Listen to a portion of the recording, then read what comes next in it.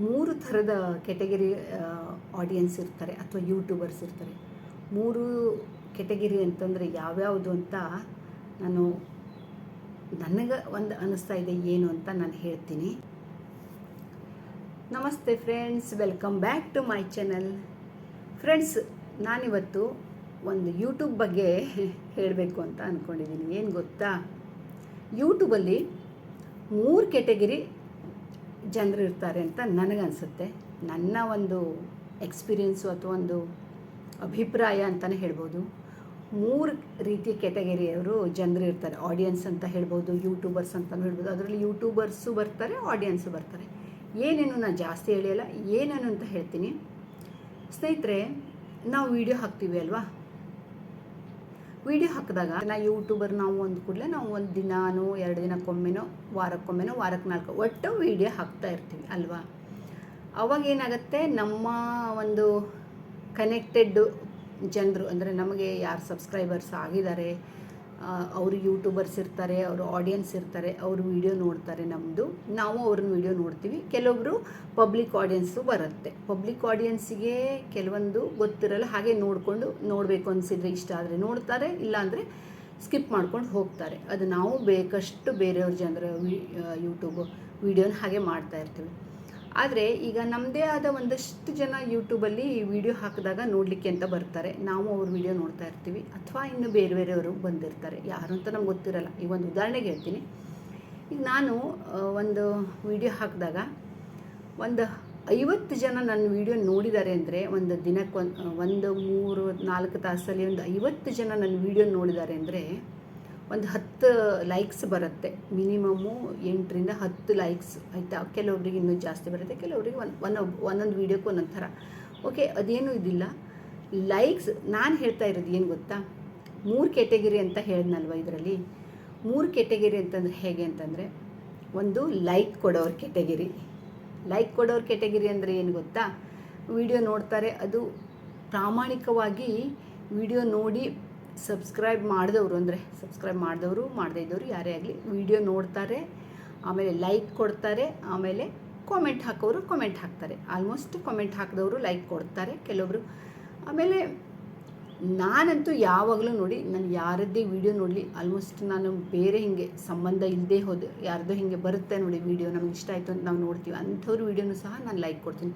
Like ಕೊಡೋದೇ ನಾನು ಬರೋದೇ ಇಲ್ಲ, ಆಯಿತಾ. ಒಬ್ಬೊಬ್ಬರು ಲೈಕ್ ಕೊಡ್ತಾರೆ, ಒಬ್ಬೊಬ್ಬರು ಲೈಕ್ ಕೊಡಲ್ಲ. ಅದು ಒಂದು ಕೆಟಗರಿ. ಲೈಕ್ ಕೊಡೋರ್ದು ಒಂದು ಕೆಟಗರಿ. ಇನ್ನೊಂದು ಇರುತ್ತೆ, ವಿಡಿಯೋ ನೋಡ್ತಾರೆ ಅಂದರೆ ಡೈಲಿ ವಿಡಿಯೋ ನೋಡೋರೇ ಹೇಳ್ತೀನಿ. ಡೈಲಿ ನೋಡಿ ನಮ್ಮ ವಿಡಿಯೋಕ್ಕೆ ಕಾಮೆಂಟ್ ಹಾಕೋರು ಇರ್ತಾರೆ, ಆದರೆ ಲೈಕ್ ಕೊಡಲ್ಲ. ಅವ್ರಿಗೆ ಮರ್ತು ಹೋಗುತ್ತೋ ಅಥವಾ ಬೇಕು ಅಂತಲೇ ಹಾಗೆ ಮಾಡ್ತಾರೋ ಲೈಕ್ ಕೊಡಬಾರ್ದು ಅಂತ ನನಗೆ ಅದು ಗೊತ್ತಿಲ್ಲ. ಎಷ್ಟೋ ಜನರು ಲೈಕ್ ಕೊಡಲ್ಲ, ಅದು ನೆನಪಿರಲ್ಲ ಅಥವಾ ಅವ್ರಿಗೆ ರೂಢಿ ಇರಲ್ಲ ಅಂತ ಅಂದ್ಕೊಳ್ಳೋಣ. ಯಾಕೆಂತಂದರೆ ಪ್ರತಿಯೊಬ್ಬರಿಗೂ ಅದು ನೆನಪಿರಲೇಬೇಕು ಅಂತಿಲ್ಲ. ಅದರಲ್ಲಿ ನಾನೇನು ಅವ್ರ ತಪ್ಪು ಅಂತ ಹೇಳಲ್ಲ, ಅಥವಾ ಅವ್ರು ಬೇಕು ಅಂತಲೇ ಬೇಡ ಯಾಕೆ ಲೈಕ್ ಕೊಡಲಿ, ಲೈಕಿಂದ ಏನಾಗುತ್ತೆ ಅಂತ ಅಂದ್ಕೊಂಡು ಕೊಡದೇ ಇದ್ದರೂ ಅದಕ್ಕೇನು ನಾನು ಅಂದ್ಕೊಳ್ಳಲ್ಲ. ಓಕೆನಾ. ಅಂದರೆ ಒಂದು ಲೈಕ್ ಕೊಡೋವ್ರದ್ದು, ಇನ್ನೊಬ್ರದ್ದು ಲೈಕ್ ಕೊಡದೇ ಇರೋವ್ರದ್ದು 2 ಕೆಟಗರಿ ಆಯಿತು. ಇನ್ನೊಂದು ಕಾಮೆಂಟ್ ಹಾಕ್ತಾರೆ, ಲೈಕು ಕೊಟ್ಟು, ಇದು ಮಜಾ ನೋಡಿ. ನನಗಂತೂ ತುಂಬಾ ಅನುಭವ ಇದೆ. ಪ್ರತಿಯೊಂದು ವಿಡಿಯೋಕ್ಕೂ ಅನುಭವ ಆಗ್ತಾ ಇದೆ ಇತ್ತೀಚೆಗೆ. ನಾನು ಬಹಳಷ್ಟು ದಿವಸದಿಂದ ನೋಡ್ತಾ ಇದ್ದೀನಿ. ಲೈಕ್ ಕೊಡ್ತಾರೆ, ಕಾಮೆಂಟ್ ಕೊಡ್ತಾರೆ. ಇನ್ನು ಅದರಲ್ಲೂ ಗೊತ್ತಾಗುತ್ತೆ ಯಾರು ಯಾವಾಗ ಲೈಕ್ ಕೊಟ್ಟರು ಅಂತಲೂ ಎಷ್ಟೋ ಸರಿ ಗೊತ್ತಾಗುತ್ತೆ. ಕಾಮೆಂಟ್ ಹಾಕಿರ್ತಾರೆ ನೋಡಿ, ಕಾಮೆಂಟ್ ಹಾಕಿದವರು ತಕ್ಷಣ ಅಲ್ಲಿ ಲೈಕ್ ಬಂದಿರಲ್ಲ ಅಂದರೆ ಅವ್ರು ಕೊಟ್ಟಿರಲ್ಲ. ಎಷ್ಟೋ ಸರಿ ಆ ಥರ ಆಗುತ್ತೆ. ಕಾಮೆಂಟ್ ಒಂದು ಹಾಕಿ ಲೈಕ್ ಕೊಡದೇ ಇದ್ದವರು ಇರ್ತಾರೆ, ಗೊತ್ತಾಗ್ಬಿಡುತ್ತೆ ಇವ್ರು ಲೈಕ್ ಕೊಟ್ಟಿಲ್ಲ ಓಕೆ ಇಟ್ಸ್ ಓಕೆ. ಆದರೆ ಇನ್ನೊಂದು ಮಜಾ ಅಂದರೆ, ನಾನು ಮೊನ್ನೆ ಒಂದು ವಿಡಿಯೋ ಹಾಕಿದ್ದೆ, ಗಾದೆ ಮಾತುಗಳು, ಹವ್ಯಕರ ಗಾದೆ ಮಾತುಗಳು. ಹೀಗೆ ಹಲವಾರು ವಿಡಿಯೋಗಳನ್ನು ನೋಡಿದ್ದೀನಿ. ನನಗೇನಾಗುತ್ತೆ ಗೊತ್ತಾ, ಲೈಕ್ ಬಂದಿರುತ್ತೆ. ಈಗ ನಂದು ರಾತ್ರಿ ಸುಮಾರು 11 ಗಂಟೆಗೆ ಒಂದು 50 ವ್ಯೂಸ್ ಬಂದಿತ್ತು. ಅದಕ್ಕೆ 50 ವ್ಯೂಸಲ್ಲಿ 8 ಲೈಕ್ಸ್ ಬಂದಿತ್ತು. ಓಕೆನಾ. 8 ಲೈಕ್ಸಲ್ಲಿ ಮತ್ತೊಂದು 10 ನಾನು ನೋಡ್ತಾ ಇದ್ದೀನಿ. ಅಂದರೆ ವಿಡಿಯೋ ನೋಡಿ ನಾವು ಗೊತ್ತಾಗುತ್ತಲ್ವ ಅನಾಲಿಟಿಕ್ಸಲ್ಲಿ, ಇದರಲ್ಲಿ ಆ್ಯಪಲ್ಲಿ, ಅಲ್ಲಿ YT ಆ್ಯಪಲ್ಲಿ ಅಲ್ಲಿ 1 ಲೈಕ್ ಮಾಯ ಆಯಿತು. ಅಂದರೆ ವಿಚಿತ್ರ. ನನಗೆ ಅರ್ಥ ಇನ್ನೂವರೆಗೂ ಅರ್ಥ ಆಗ್ತಾ ಇಲ್ಲ. ಬಹಳಷ್ಟು ಸರಿ ನಾನು ನೋಡಿದ್ದೀನಿ ವಿಡಿಯೋಕ್ಕೆ ಬಂದಿರೋ ಲೈಕ್ ಎಲ್ಲಿಂದ ಮಾಯ ಆಗುತ್ತೆ ಅಂತ. ಈಗ ಒಂದೊಂದು ವಿಡಿಯೋ ನೋಡ್ತಾ ಇದ್ದ ಹಾಗೆ ನೋಡಿದಾಗ ಲೈಕ್ ಕೊಟ್ಟಿರ್ತಾರೆ, ಆಮೇಲೆ ಮತ್ತೆ ವಾಪಸ್ ಬಂದು ಲೈಕ್ ತೆಗಿತಾರ. ಲೈಕ್ ತೆಗಿಯೋ ಕೆಟಗಿರಿನೂ ಒಂದಿರುತ್ತಾ ಅಂತ ನನಗೆ ತುಂಬಾ ಆಶ್ಚರ್ಯ ಆಯಿತು. ಇದೇನಪ್ಪ, ನಾನು ನೋಡ್ತಾ ಇದ್ದಂತೆಯೇ ಅಲ್ಲಿ ಲೈಕ್ ಕಡಿಮೆ ಆಯಿತು ಗೊತ್ತಾ. ನನಗೆ ಆಶ್ಚರ್ಯ ಅಂದರೆ ಇದು ಆಶ್ಚರ್ಯ ಆಯಿತು. 8 ಲೈಕ್ ಇದ್ದಿದ್ದು 7 ಲೈಕ್ ಆಯಿತು. ನಾನು ಫಸ್ಟ್ ಒಂದು ಸರಿ ಸ್ಕ್ರೀನ್ಶಾಟ್ ತೆಗೆದಾಗ 8 ಲೈಕ್ ಇತ್ತು, ಸೆಕೆಂಡ್ ಟೈಮು 7 ಲೈಕ್ ಆಗಿತ್ತು. ಇದೆ ನನ್ನ ಮೊಬೈಲಲ್ಲಿ ಸ್ಕ್ರೀನ್ಶಾಟ್ ಇದೆ, ಬಟ್ ನಾನು ಈಗ ಸ್ಕ್ರೀನ್ಶಾಟ್ ಅಂತೂ ಹಾಕಲ್ಲ. ಅದರ ನಂತರ ಈಗ ಬೇರೆ ಇನ್ನೂ ವ್ಯೂಸ್ ಬಂದಿರೋದ್ರಿಂದ ಸ್ವಲ್ಪ ಬೇರೆ ಜಾಸ್ತಿ ಲೈಕ್ ಆಗಿರುತ್ತಲ್ವ. ಏನು ಅರ್ಥ ಇದರಿಂದ? ಜನ ಬೇಕು ಅಂತಲೇ ಲೈಕನ್ನು ತೆಗಿಯೋಕ್ಕೆ ಬರ್ತಾರಾ ಅಂತ, ಯಾರು ಮಾಡ್ತಾರೆ ಅಂತ ಗೊತ್ತಾಗಲ್ಲ. ಈಗ ನಮ್ಮದು ಒಂದು 50 75 ವ್ಯೂಸ್ ಬಂದ್ರೂ 100 ಎಷ್ಟೇ ವ್ಯೂಸ್ ಬಂದ್ರೂ ಅದು ಎಲ್ಲರೂ ಬೇರೆ ಬೇರೆಯವರೆಲ್ಲ ನೋಡಿರ್ತಾರೆ, ಕಾಮೆಂಟ್ ಹಾಕಿರಲ್ಲ. ಅವರು ಲೈಕ್ ಕೊಟ್ಟಿರ್ಬೋದು, ಅವರೇ ಮತ್ತೆ ಬಂದು ಲೈಕ್ ತೆಗೆದ್ರ ಅಥವಾ ಇನ್ನು ಯಾರು ಅಂತ ಗೊತ್ತಾಗಲ್ಲ. ಒಂದನೇದಾಗಿ ಇನ್ನೊಂದು ಹೇಳ್ತೀನಿ, ಇನ್ನೂ ತುಂಬಾ ಆಶ್ಚರ್ಯ ಆಗುವಂಥ ಒಂದು, ನನಗಂತೂ ಅರ್ಥ ಆಗಿರೋದು, ಬಹಳಷ್ಟು ಸರಿ ನೋಡಿದ್ದೀನಿ, ಡಿಸ್ಲೈಕ್ ಯಾಕೆ ಕೊಡ್ತಾರೆ? ಡಿಸ್ಲೈಕ್ ಬರುತ್ತಲ್ವ, ಇದು ಮಾತ್ರ ಆಶ್ಚರ್ಯ. ನಾನು ಇನ್ನೂವರೆಗೂ ಎಂಥ ವಿಡಿಯೋ ಇರಲಿ, ಹೆಂಗೆ ವಿಡಿಯೋ ಇರಲಿ, ನಾನು ಯಾರಿಗೂ ಡಿಸ್ಲೈಕ್ ಕೊಟ್ಟಿಲ್ಲ. ನಾನು ಒಂದು ಲೈಕ್ ಕೊಡೋದು ನನ್ನ ಅಭ್ಯಾಸ. ಲೈಕ್ ಕೊಡೋಕೆ ಮರ್ತಿದ್ರು ಒಮ್ಮೆ, ನಾನು ಡಿಸ್ಲೈಕ್ ಜೀವನದಲ್ಲಿ ಇನ್ನೂ ಕೊಟ್ಟಿಲ್ಲ, ಕೊಡೋದು ಇಲ್ಲ. ಯಾಕೆ ಡಿಸ್ಲೈಕ್ ಕೊಡ್ತಾರೆ ಅಂತಲೇ ಅರ್ಥ ಆಗಲ್ಲ. ನಂದು ಮೊನ್ನೆ ನೋಡಿದಾಗ, ನನಗೆ ರಾತ್ರಿ ನೋಡಿದಾಗ 1 ಲೈಕ್ ಕಡಿಮೆ ಆಯಿತು, ಅದರಲ್ಲಿ 1 ಡಿಸ್ಲೈಕ್ ಬಂದಿತ್ತು ಗೊತ್ತಾ. ನನಗಿದು ಒಂಥರ ಶಾಕು ಅಂತಲೇ ಹೇಳ್ಬೋದು. ಏನು ಅಂತ ಡಿಸ್ಲೈಕ್ ಕೊಡ್ತೀರಾ? ನಾವು ಮಾಡಿರೋ ವಿಡಿಯೋ ಚೆನ್ನಾಗಿಲ್ಲ ಅಂದರೆ ಕಾಮೆಂಟ್ ಹಾಕಿ, ಅಥವಾ ಸಬ್ಜೆಕ್ಟ್ ಚೆನ್ನಾಗಿಲ್ಲ ಅಂದರೆ ಹೇಳಿ, ಏನಾದರೂ ಕಾಮೆಂಟ್ ಹಾಕಿ. ಡಿಸ್ಲೈಕ್ ಕೊಡೋದ್ರಿಂದ ನನಗೆ ಗೊತ್ತಾಗಲ್ಲ, ಯಾರು ಅಂತ ಗೊತ್ತಾಗಲ್ಲ, ಜನರಿಗೆ ಯಾರಿಗೂ ಗೊತ್ತಾಗಲ್ಲ ಡಿಸ್ಲೈಕ್ ಯಾರು ಕೊಟ್ಟರು, ಲೈಕ್ ಯಾರು ಕೊಟ್ಟರು ಅಂತ. ಕಾಮೆಂಟ್ ಆದರೆ ಗೊತ್ತಾಗುತ್ತೆ ಇಂಥವ್ರು ಅಂತ. ಬಟ್ ಡಿಸ್ಲೈಕ್ ಕೊಟ್ಟು ಹೋಗ್ತಾರೆ. ಯಾಕೆ? ನಿಮ್ಗೆ ಏನು ಇಷ್ಟ ಆಗಿಲ್ಲ ಅಂತ ಅದೊಂದು ಕಾಮೆಂಟಲ್ಲಿ ಹಾಕ್ಬೋದಲ್ವ, ಡಿಸ್ಲೈಕ್ ಕೊಟ್ಟಿದ್ದೀರಾ ಅಂದರೆ.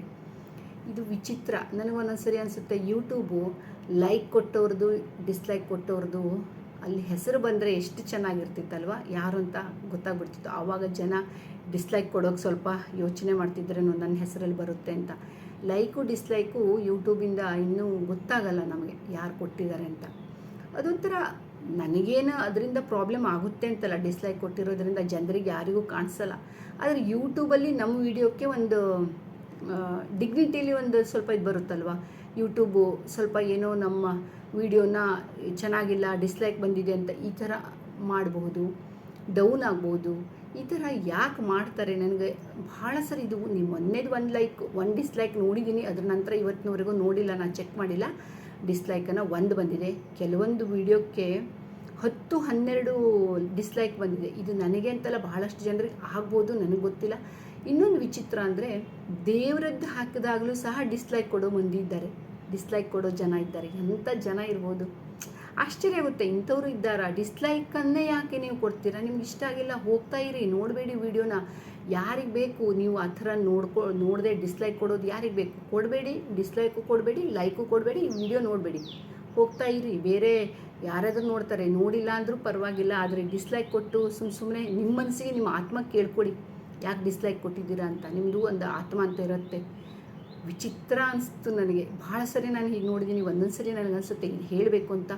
ಇಂಥ ಜನರು ಇರ್ತಾರೆ ಅಂದರೆ ಕೆಟಗಿರಿಯಲ್ಲಿ ಒಂದು ಸರಿ ಅನಿಸುತ್ತೆ 3 ಅಲ್ಲ 4 ಕೆಟಗಿರಿ ಅಂತ ಹೇಳ್ಬೋದು. ಅಥವಾ ಲೈಕ್ ಕೊಟ್ಟಿರೋದನ್ನು ತೆಗೆಯೋ ಕೆಟಗಿರಿನ, ಅಥವಾ ಅದೇ ಜನ ಡಿಸ್ಲೈಕ್ ಮಾಡ್ತಾರಾ, ಲೈಕನ್ನು ತೆಗೆದು ಡಿಸ್ಲೈಕ್ ಮಾಡ್ತಾರೋ ಗೊತ್ತಿಲ್ಲ, ಒಟ್ಟು ಡಿಸ್ಲೈಕ್ ಮಾಡ್ತಾರೆ. ಇಂಥ ಜನರು ಇರ್ತಾರೆ. ಇಂತಹ ಏನು ಹೇಳಿ ಅವರಿಗೆ, ಕಚಡ ಅಂತ ಹೇಳ. ಅಷ್ಟೊಂದು ಕೆಟ್ಟ ಭಾಷೆಯಲ್ಲಿ ನನಗೆ ಬೈಯೋಕ್ಕೆ ಮನಸ್ಸಾಗಲ್ಲ. ಅವ್ರವ್ರ ಬುದ್ಧಿ, ಅವ್ರವ್ರ ಯೋಚನೆ, ಅವ್ರವ್ರ ಒಂದು ಗುಣ ತೋರಿಸುತ್ತೆ ಇದರಲ್ಲಿ. ಇಂಥ ಒಂದು ಅವರ ಕ್ಯಾರೆಕ್ಟರ್ ತೋರಿಸುತ್ತೆ. ಡಿಸ್ಲೈಕ್ ಕೊಡೋದು, ಡಿಸ್ಲೈಕ್ ಕೊಟ್ಟು ಹೋಗ್ಬಿಡೋದು. ಏನಪ್ಪ ಏನಾಗುತ್ತೆ, ನಾನು ಕೊಟ್ಟಿದ್ದೀನಿ ಅಂತ ಗೊತ್ತಾಗಲ್ಲ ಇವಳು ವಿಡಿಯೋಕ್ಕೆ, ಡಿಸ್ಲೈಕ್ ಕೊಡೋಣ. ಇಂಥ ಬುದ್ಧಿ ಇರುತ್ತೆ ಜನರಿಗೆ. ಹೋಗಲಿ, ಒಳ್ಳೆಯದಾಗಲಿ, ಅವ್ರಿಗೆ ಯಾರೇ ಡಿಸ್ಲೈಕ್ ಕೊಡಲಿ. ಅವರು ಒಮ್ಮೆ ಯೂಟ್ಯೂಬರ್ಸ್ ಆಗಿದ್ದರೆ ಅವ್ರಿಗೂ 1-2 ಈ ಥರ ಡಿಸ್ಲೈಕ್ ಬಂದಿರ್ಬೋದು. ಅದಕ್ಕೆ ಅವರು ಆ ಫ್ರಸ್ಟ್ರೇಷನನ್ನು ನಮ್ಮ ಮೇಲೆ ತೆಗಿತಾರೇನೋ, ಅಂದರೆ ನಮಗೆ ಬಂದಿದೆಯಲ್ಲ ಇವಳಿಗೂ ಹಾಕೋಣ ಅಂತ. ಬಟ್ ಓಕೆ, ಇಟ್ಸ್ ಓಕೆ, ನೀವು ಮಾಡ್ತಾಯಿರಿ ನಿಮ್ಮ ಕೆಲಸನ. ನಾವು ವೀಡಿಯೋ ಹಾಕ್ತಾ ಇರ್ತೀವಿ, ನಮಗೆ ತಿಳಿದಿರೋದನ್ನು ಹಾಕ್ತೀವಿ. ಇದು ಯಾರು ಅಂತ ನನಗೆ ಗೊತ್ತಿಲ್ಲ, ಮಾಡಿದವರು ಒಟ್ಟು ಮಾಡ್ತಾರೆ ಜನರು, ಮಾಡೋರು ಮಾಡ್ತಾ ಇರ್ತಾರೆ ಕೆಲಸನಲ್ವ. ಇಂಥದ್ರಿಂದ ನಮಗೇನು ವ್ಯತ್ಯಾಸ ಆಗಲ್ಲ, ನಮಗೇನು ಫರಕ್ ಬೀಳಲ್ಲ.